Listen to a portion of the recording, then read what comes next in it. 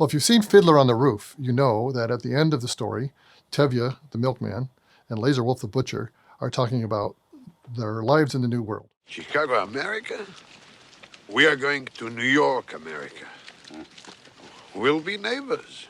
Well, Chicago and New York are over 1,000 miles apart, but in truth, while many Jewish people who immigrated during that time of the pogroms in the 1880s ended up in New York, some continued on west and came to the great city of Chicago.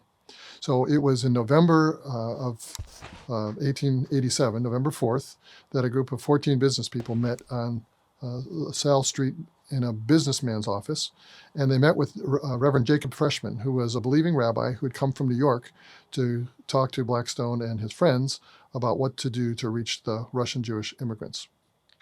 And they formed a committee, and that committee became known as the Chicago Hebrew Mission. Their primary focus was on reaching the Jewish people who were coming. And they did this in a couple of ways. I mean, first of all, they wanted to demonstrate the love of Jesus, and so they taught English to the immigrants who didn't know how to speak English.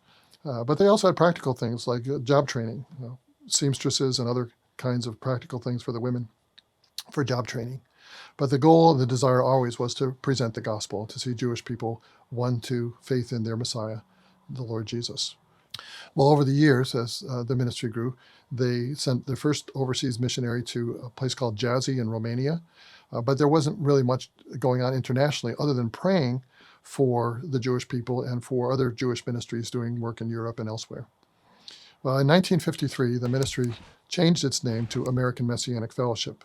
And that was a reflection of the fact that the ministry indeed was expanding and putting missionaries in other places, primarily here in the Midwest, up in Milwaukee, down in Springfield, Illinois, several places here in the greater Chicago area.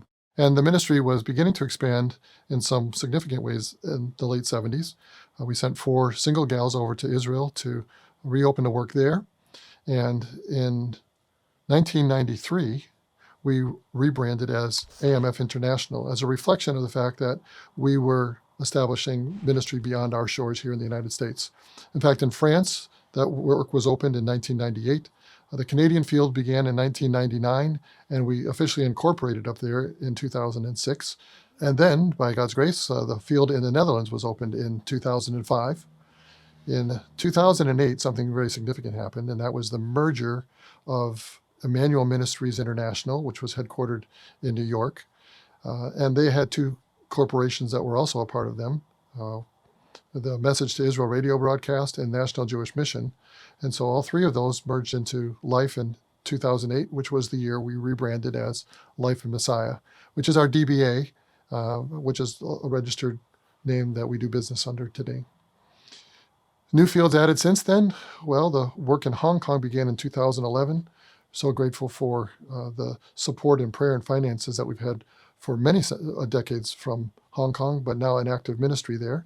Argentina, a field in Patagonia, opened in 2012. The Seattle work opened in 2017, and Lakewood, New Jersey in 2020.